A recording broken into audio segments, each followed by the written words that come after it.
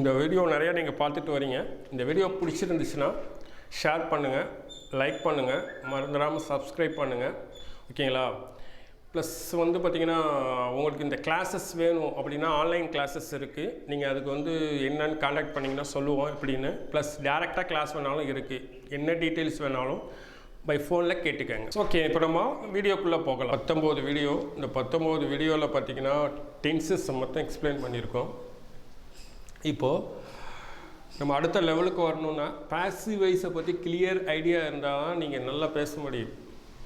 பேசுகிறப்போ நிறைய பேர் யூஸ் பண்ண கொஞ்சம் தெரிஞ்சவங்க எங்கே போவாங்கன்னா பாசிவ் வாய்ஸுக்கு போவாங்க. என்ன காரணம்னா ரொம்ப ஷார்ட்டாக பேசிடலாம். ஸோ நம்ம பாசிவ் வாய்ஸை பற்றி கிளியர் ஐடியா இருக்கிறப்ப தான் நம்ம இங்கிலீஷை பற்றி கிளியர் ஐடியாவே வரும். பாசிவ் வாய்ஸில் ஒரு 8 டென்ஸ் பார்க்கணும். ஓகேங்களா? 12 டென்ஸ்க்கும் இருக்குது. நம்ம ஒரு 8 டென்ஸ் மட்டும் பாசிவ் வாய்ஸ் பார்த்துக்கிட்டோம்னா பேசுகிறதுக்கு அது போதும். இப்போது இந்த பாசிவ் வாய்ஸ்ன்னு பார்க்குறப்போ இப்போ ஒவ்வொரு டென்ஸாக பார்த்துட்டு வரணும். முதல்ல சிம்பிள் ப்ரெசண்ட்டு. இப்போ சிம்பிள் ப்ரெசண்ட்டில் இதுக்கு என்ன ஹெல்ப்பிங் வரும்னா இதுக்கு is am are plus verb past participle. Passive வாய்ஸில் எல்லா டென்ஸுக்குமே வெர்பு வந்து V3யில் தான் இருக்கும். 1, 2 ஐஎன்ஜிக்கெலாம் வேலையே கிடையாது. ஸோ V3 மட்டும்தான் எல்லா டென்ஸுக்குமே யூஸ் பண்ணணும். ஓகேங்களா? சரி, இப்போ ஆக்டிவ் வாய்ஸுங்கிறது என்னென்னா அது டென்ஸு. ஸோ பாசிவ் வாய்ஸுங்கிறத நம்ம பார்க்க போகிறோம். இப்போது ஆக்டிவ் வாய்ஸ்க்கும் பாசிவ் வாய்ஸ்க்கும் என்ன வித்தியாசம் அப்படின்னா, ஆக்டிவ் வாய்ஸில் இந்த சப்ஜெக்ட் அந்த வேலையை செய்யும். இந்த முதல்ல வைக்கிற சப்ஜெக்ட்டு சொல்கிறோம்ல அதுதான் அதை வேலையை செய்யும் டென்ஸில். இப்போ ஐ ரைட் எக்ஸாம், நான் எக்ஸாம் எழுதுகிறேன், நீங்கள் தான் பேனாவை பிடிச்சி எழுதுறீங்க. ஸோ அந்த வேலையை இந்த சப்ஜெக்ட் தான் செய்யும். பாசிவ் வாய்ஸில் இந்த சப்ஜெக்ட் அந்த வேலையை செய்யாது. அதான் வித்தியாசம். இது எப்படி தமிழ்லன்னா உங்களுக்கு சொல்லி கொடுத்துருப்பாங்க, திருவள்ளுவர் திருக்குறளை ஏற்றினார். இங்கே என்ன சப்ஜெக்ட்டு? திருவள்ளுவர். அவர் தான் எழுத்தாணி பிடிச்சி எழுதியிருப்பார். ஸோ அது என்னது? அது டென்ஸு. அது எப்படி இங்கிலீஷில் சொல்கிறது? திருவள்ளுவர் ரோட் திருக்குறள். ஓகேங்களா? இப்போது அதை மாற்றி சொல்லி கொடுத்துருப்பாங்க. திருக்குறள் ஆப்ஜெக்டை கொண்டு வந்து சப்ஜெக்டாக வச்சு சொல்லி கொடுத்துருப்பாங்க. அதான் செயற்பாட்டு வினைம்பாங்க. திருக்குறள் திருவள்ளுவரால் ஏற்றப்பட்டது. அங்கே என்ன சப்ஜெக்டு? திருக்குறள் இருக்குது. அது அந்த வேலையை செய்யுமா? செய்யாது. அப்படி பார்க்குறது தான் பாசிவ் வாய்ஸ். சொல்கிறது புரியுங்களா? ஸோ நம்ம இப்போது எப்படி பாசிவ் வாய்ஸுங்கிறத பார்ப்போம். இப்போது ஒவ்வொரு டென்ஸாக பார்க்க போகிறோம். சிம்பிள் ப்ரெசன்ட் சுச்சுவேஷன்லாம் அதே உள்ள சுச்சுவேஷன் தான். அதே சுச்சுவேஷனை பயன்படுத்தி எப்படி சப்ஜெக்ட் அந்த வேலையை செய்யாமல் சொல்கிறதுங்கிறது தான் பாசிவ் வாய்ஸ். இப்போது இதுக்கு என்ன ஹெல்ப்பிங் வரும்னா is am are plus verb past participle இருக்கும். அங்கே ப்ரெசன்ட் கண்டினியூஸ்க்கு ஈஸ் ஆம் ஆர் இருக்கும், வெர்பில் ஐஎன்ஜி இருக்கும். இங்கே ஈஸ் ஆம் ஆருக்கு வெர்பில் எது இருக்குன்னா வெர்பு பாஸ்ட் பார்ட்டிசிபிள் இருக்கும். அப்போது ஒரு சென்டென்ஸுக்கு பக்கத்தில் ஈஸ் ஆம் ஆர் இருந்து வெர்பில் ஐஎன்ஜி இருந்தால் என்ன அர்த்தம், ஈஸ் ஆம் ஆர் இருந்து வெர்பில் பாஸ்ட் பார்ட்டிசிபிள் இருந்தால் என்ன அர்த்தங்கிறது இப்போ உங்களுக்கு புரியும். இப்போ பாருங்கள், இப்போ நான் ஒரு சென்டென்ஸ் எழுதியிருக்கேன். ஐ கால்டு, நான் அழைத்தேன். அதாவது இது பாஸ்ட் டென்ஸ், டென்ஸில் பாஸ்ட் டென்ஸ் வருது. இப்போது இந்த ஆமை தூக்கி நான் இங்கே சொல்லுறேன், ஐ ஹவ் கால்டு. இது இப்போ என்ன அர்த்தம் வருதுன்னா நான் அழைக்கப்படுகிறேன்னு வரும். இப்போ இதை எடுத்துட்டா நான் அழைத்தேன், இது டென்ஸு. இப்போ ஆம் இருந்து வெர்பு பாஸ்ட் பார்ட்டிசிபிளில் இருக்கிறப்போ நான் அழைக்கப்படுகிறேன், உங்களை யாரோ கூப்பிட்றாங்கன்னு போயிடும். இப்போ ஐ கால்டுன்னு இருந்தால் நான் கூப்பிட்டேன், நீங்கள் யாரையோ கூப்பிட்டீங்கன்னு அர்த்தம். இப்போது ஐ எம் கால்டுனா உங்களை யாரோ கூப்பிடுறாங்கன்னு வரும். நான் அழைக்கப்படுகிறேன்னு வரும். நான் அழைக்கப்படுகிறேன் அப்படின்னு வரும். ஓகேங்களா? ஐ கால்டுனா நான் அழைத்தேன், ஐ எம் கால்டுனா நான் அழைக்கப்படுகிறேன். இப்போ உதாரணத்துக்கு ஐ குக்குடுன்னா என்ன? நான் சமைத்தேன். ஐ குக்குடுனா நான் சமைத்தேன், நீங்கள் அடுப்பை பற்ற வச்சு சமைச்சிங்கன்னு அர்த்தம். ஐஎம் குக்குடுனா அர்த்தமே மாறி போயிடும். ஐஎம் குக்குடுனா நான் சமைக்கப்படுகிறேன்னு வரும். என்ன அர்த்தம்? உங்களை யாரோ கூறு போட்டு கொதிக்க வைக்கிற மாதிரி அர்த்தம் வரும். சொல்கிறது புரியுங்களா? அவ்வளோ அர்த்தம் மாறும். ஸோ இங்கிலீஷில் இந்த ஈசாம் ஆர் வாஸ் வேர், அதாவது வந்து பிஃபார்ம் வெர்பை எங்கே கரெக்டாக யூஸ் பண்ணணும்னு உங்களுக்கு தெரிஞ்சுன்னா இங்கிலீஷ் தெரியுதுன்னு அர்த்தம். புரியுங்களா? இப்போ பார்த்தீங்கன்னா இந்த இடத்துல ஐ கால்டுனா நீங்கள் யாரையோ கூப்பிட்டீங்க, ஐ எம் கால்டுனா உங்களை யாரோ கூப்பிட்றாங்கன்னு மாறி போயிடும். ஒரு சின்ன வித்தியாசம் எவ்வளோ பெரிய மீனிங்கை மாற்றி பாருங்க. ஸோ அவ்வளோ கிளியராக இருக்கும். அதான் ஐ குக்குடுனா நான் சமைத்தேன், ஐ எம் குக்குடுனா நான் சமைக்கப்படுகிறேன்னு வரும். புரியுதுங்களா? இப்போது இப்போ ஐ எம் கால்டுனா என்ன? நாங்கள் அழைக்கப்படுகிறோம். வி ஆர் கால்டுனா ஐ எம் கால்டுனா நான் அழைக்கப்படுகிறேன். வி ஆர் கால்டுனா நாங்கள் அழைக்கப்படுகிறோம். யூ ஆர் கால்டுனா நீ அழைக்கப்படுகிறாய், யூ கால்டுனா நீ அழைத்தாய். ஓகேங்களா? இப்போ ஹீ இஸ் கால்டுனா அவன் அழைக்கப்படுகிறான், ஹீ கால்டுனா அவன் அழைத்தான். இப்போ சி இஸ் கால்டுனா அவள் அழைக்கப்படுகிறாள், சி கால்டுனா அவள் அழைத்தாள். இப்போ இட் இஸ் கால்டுனா அது அழைக்கப்படுகிறது, தே ஆர் கால்டுனா அவர்கள் அழைக்கப்படுகிறார்கள் அர்த்தம். ஸோ இது இங்கே தான் தெளிவாக புரிஞ்சுக்கணும். இதை புரிஞ்சுக்கிட்டா இங்கிலீஷ் முடிஞ்சிருச்சு, கிளியராக உங்களுக்கு வந்துடுச்சுன்னு அர்த்தம். இப்போது ஐக்கு பக்கத்தில் ஆமு ஹெல்பிங் வெர்ப் ஆம் இருக்குது, ப்ளஸ் என்னது வேர்பு வந்து பாசிட்டிவ் பார்ட்டிசிபிள் இருக்குது. இப்போ ஐ ஆம் காலிங்னு வந்தால் நான் அழைத்து கொண்டு இருக்கிறேன்னு வரும். ஐ ஆம் கால்டுனா நான் அழைக்கப்படுகிறேன்னு வரும். ஐ கால்டுனா நான் அழைத்தேன்னு வரும். இந்த வேரியேஷனை பொறுமையாக யோசிக்கணும். அப்போ யோசிக்கணும்னா முதல்ல இந்த வீடியோஸ் எல்லாத்தையும் கிளியராக பார்த்துட்டு டென்ஸில் கிளியராக ஐடியா வந்ததுக்கப்புறம் இதுக்கு போகணும். அதில் கிளியர் ஐடியா இல்லாமல் இங்கே வந்தோம்னா ஒன்றும் புரியாது. ஸோ இதுதான் முக்கியம். ஸோ ஐ ஆம் கால்டுனா நான் அழைக்கப்படுகிறேன், வி ஆர் கால்டுனா நாங்கள் அழைக்கப்படுகிறோம். ஓகேங்களா? அதான் நான் சொன்னேன். ஐ குக்குடுனா நான் சமைத்தேன், ஆம் குக்குடுனா நான் சமைக்கப்படுகிறேன்னு வரும். நான் சமைக்கப்படுகிறேன்னு சொன்னால் தப்பாக போயிடும். புரியுங்களா? இட் இஸ் குக்குடுன்னு சொல்லலாம். இட் இஸ் குக்குடுன்னா என்ன? அது சமைக்கப்படுகிறது. ஃபிஷ் இஸ் குக்குடு, மீன் சமைக்கப்படுகிறேன்னு சொல்லலாம். ஐ ஆம் குக்குடுனா நான் சமைக்கப்படுகிறேன்னு வரும். புரியுதுங்களா? ஸோ அவ்வளோ அர்த்தமாக இருக்கும். ஸோ பாசிவ் வாய்ஸில் வெர்பு யூஸ் பண்ணுறதுக்கு நல்லா யோசிச்சு இதுக்கு என்ன அர்த்தம் வரும்னு தெரிஞ்சுட்டு யூஸ் பண்ணணும். ஓகேவா? இப்போ இட் இஸ் குக்குடு ரைட்டாக வரும், இட் இஸ் ஈட்டன் ரைட்டாக வரும். ஐ ஆம் ஈட்டன் என்ன வரும்? நான் சாப்பிடப்படுகிறேன்னு வரும். உங்களை யாரோ சாப்பிட்ற மாதிரி வரும். சொல்லுறது புரியுங்களா? ஸோ அதெல்லாம் நம்ம கேர்ஃபுல்லாக யூஸ் பண்ணணும். ஓகேங்களா? இப்போ தே ஆர் கால்டு அவர்கள் அழைக்கப்படுகிறார்கள். சரி, இப்போது இதை எப்படி ஏழாக பிரிக்கிறது? அதே மாதிரி தான் இதை எப்படி ஏழாக பிரிக்கிறதுனா இது ஒரு சென்டென்ஸ் இருக்குது பாருங்கள். I am admitted in the hospital. நான் மருத்துவமனையில் சேர்க்கப்படுகிறேன்.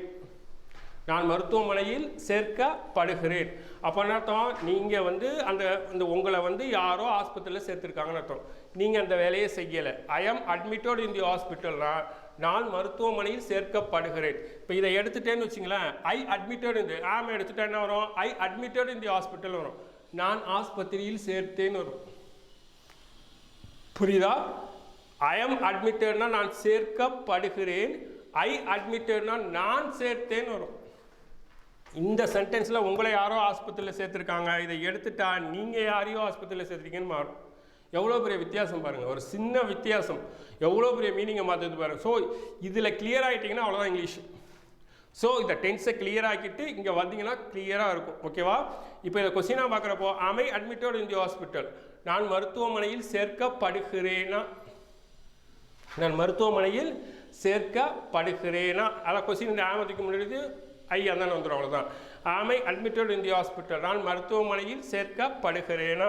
I am not admitted in the hospital. நான் மருத்துவமனையில் சேர்க்கப்படவில்லை. I am not admitted in the hospital. நான் மருத்துவமனையில் சேர்க்கப்படவில்லையா? இப்போ யூவை பிரித்து காமிச்சிருக்கோம் பாருங்கள். You are admitted in the hospital, நீ மருத்துவமனையில் சேர்க்கப்படுகிறாய். You admitted in the hospital, நீ மருத்துவமனையில் சேர்த்தாயின்னு வரும். ஓகேங்களா? Are you admitted in the hospital, நீ மருத்துவமனையில் சேர்க்கப்படுகிறாய். Are you admitted in the ஹாஸ்பிட்டல்னா நீ மருத்துவமனையில் சேர்க்கப்படுகிறாயா? You are not admitted in the ஹாஸ்பிட்டல்னா நீ மருத்துவமனையில் சேர்க்கப்படவில்லை. Are not you admitted in the ஹாஸ்பிட்டல்னா நீ மருத்துவமனையில் சேர்க்கப்படவில்லையான்னு வரும். ஓகேங்களா? இப்போ இதை டென்ஸில் நீ மருத்துவமனையில் சேர்க்கிறாயான்னா டு யூ அட்மிட்னு வரும். ஏன்னா நீங்கள் அந்த எப்படி கண்டுபிடிக்கிறது? சப்ஜெக்ட் அந்த வேலையை செய்கிற மாதிரி இருந்தால் டென்ஸில் சொல்லணும், சப்ஜெக்ட் அந்த வேலையை செய்யாத மாதிரி இருந்தால் பாசிவ் வாய்ஸில் சொல்லணும். இந்த முதல்ல வைக்கிற சப்ஜெக்ட் அந்த வேலையை செய்கிற மாதிரி இருந்தால் டென்ஸுக்கு போகணும், முதல்ல வைக்கிற சப்ஜெக்ட் அந்த வேலையை செய்யாத மாதிரி சொன்னால் பாசிவ் வாய்ஸுக்கு போகணும். இதான் வித்தியாசம். இப்போது நீ சேர்க்கப்படுகிறாயனா நீங்கள் அந்த வேலையை செய்யலை, ஸோ பாசிவ் வாய்ஸ். நீ சேர்க்கிறாயனா நீங்கள் தான் அந்த வேலையை செய்யுங்க, அப்போ டென்ஸ். அப்போ டு யூ. புரியுதுங்களா? ஸோ இந்த கான்செப்டை புரிஞ்சுக்கோங்க. ஓகேங்களா? சரி, இப்போது இதில் வந்து 7 சப்ஜெக்டையும் பிரித்து பார்த்துட்டு அதோட அர்த்தத்தை தெளிவாக எடுத்துருங்க. புரியுதுங்களா? 7 சப்ஜெக்ட் இப்போ நான் 2 எழுதியிருக்கேன், பாக்கி உள்ள 5 சப்ஜெக்டையும் இதே மாதிரி பிரிச்சுருங்க.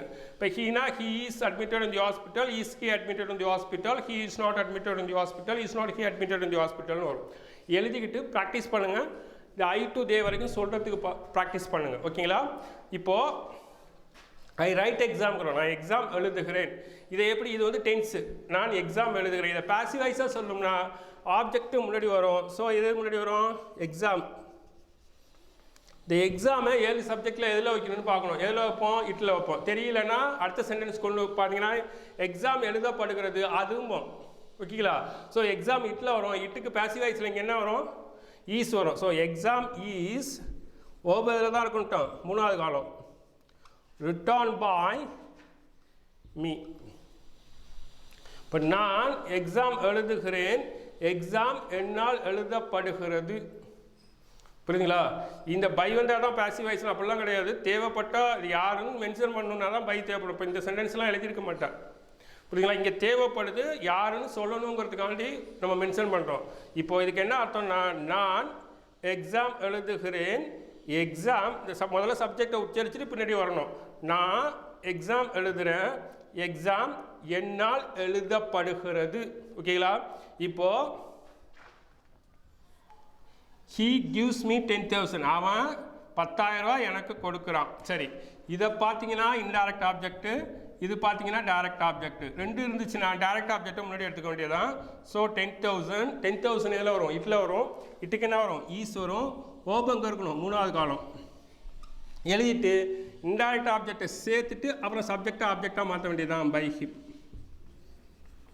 இப்போ அவன் 10,000 ரூபாய் எனக்கு கொடுக்குறான், 10,000 ரூபாய் அவனால் எனக்கு கொடுக்கப்படுகிறது. ரெண்டுக்கும் அர்த்தம் ஒன்று தான். இங்கே சப்ஜெக்ட் வேலை செய்யும், இங்கே செய்யாது. அவன் 10,000 ரூபாய் எனக்கு கொடுக்குறான், 10,000 ரூபாய் அவனால் எனக்கு கொடுக்கப்படுகிறது. இங்கே பார்த்தீங்கன்னா சி பாய்ஸ் வெஜிடபிள்ஸ் டெய்லி, அவள் தினந்தோறும் காய்கறிகள் வாங்குகிறாள். இதை பார்க்குறப்போ இது அட்வர்பு, இது என்னது? ஆப்ஜெக்ட். அட்வர்பு முன்னாடி எடுக்கக்கூடாது, ஆப்ஜெக்டை தான் முன்னாடி எடுக்கணும். So vegetables. இப்போ வெஜிடபிள்ஸுங்கிறது இட்டில் வராது, ஒன்று இருந்தால் இட்டில் போட்டுக்கலாம். சரி, நிறையா இருக்கிறப்போ காய்கறிகள்ங்கிறப்போ அவைகளில் வந்துடும். So they, so are use பண்ணணும்.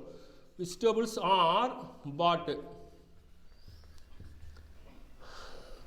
பை சி என்னன்னு வரும்? ஹர். என்னது? அட்வர்பு எங்கெங்கே இருக்கோ அங்கங்கே அப்படியே போட்டுக்க வேண்டியதான். இங்கே பாருங்கள், அவ தினந்தோறும் காய்கறி வாங்குறா, காய்கறிகள் தினந்தோறும் அவளால் வாங்கப்படுகிறது. ரெண்டுக்கும் அர்த்தம் ஒன்று தான். இங்கே சப்ஜெக்ட் வேலை செய்யும், இங்கே செய்யாது. ஓகேவா? இப்போ இதை பாருங்க, they cook non veg twice a week. அவர்கள் வாரத்துக்கு 2 தடவை, அவர்கள் வாரத்துக்கு 2 தடவை நான்வெஜ் சமைக்கிறாங்க. இப்போ எது முன்னாடி வரும்? நான்வெஜ். நான்வெஜ் எதில் வரும்? இட்டில் வரும். இட்டுக்கு என்ன வரும்? ஈஸ் வரும். இப்போ தே வந்து வச்சு இங்கே டிசைட் பண்ணக்கூடாது. தே அங்கே போயிடுச்சுன்னா முடிஞ்சு போச்சு. இங்கே என்ன சப்ஜெக்ட் இருக்கோ அதுக்குரிய ஹெல்பிங் வெர்பு வரணும். So non veg is cooked by they என்னன்னு போகும்? தெம். ட்வைஸ் ஏ வீக் அப்படி அட்வர்பு அப்படியே எழுதிக்க வேண்டியதான். இதுக்கு அர்த்தத்தை பாருங்கள். அவர்கள் வாரத்துக்கு 2 தடவை நான்வெஜ் சமைக்கிறாங்க. நான்வெஜ்ஜு வாரத்துக்கு 2 தடவை அவர்களால் சமைக்கப்படுகிறது. ஓகேங்களா? இதை கொஞ்சம் ப்ராக்டிஸ் பண்ணுங்கள், நிறைய எழுதி பாருங்கள். ஸோ இதில் கிளியர் ஐடியா வேணும். ஃபஸ்ட்டு டென்ஸில் கிளியர் ஐடியா வேணும், அடுத்தது பாசிவ் வாய்ஸில் கிளியர் ஐடியா வேணும். ஓகேவா?